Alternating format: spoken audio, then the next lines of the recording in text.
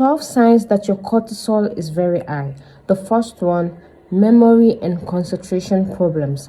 If you're having memory and concentration problems, that could be a sign that your cortisol is high. The second one is weight gain. If you're just gaining weight in an obstructive, weird way, it can mean that your cortisol is also very high.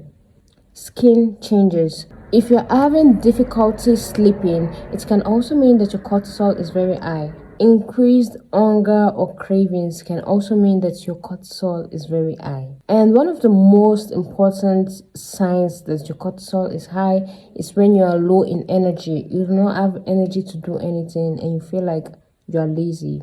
It can also mean that your cortisol is very high. The next one is digestive problems. If you have digestive problems, like you do have constipation consistently and things like that, it can also mean that your cortisol is very high.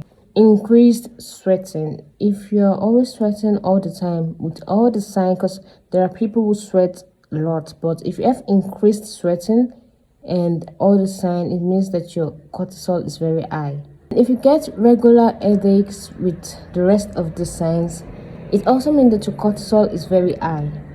The next one, if you have muscle weakness, like your muscle feels so weak, it can also mean that your cortisol is high. Frequent illness or slow healing. If you have injuries and it's healing slowly, or you frequently have illnesses like flu, runny nose, and stuff like that, can also mean that your cortisol is very high. What causes your cortisol to be very high can be caused by chronic stress.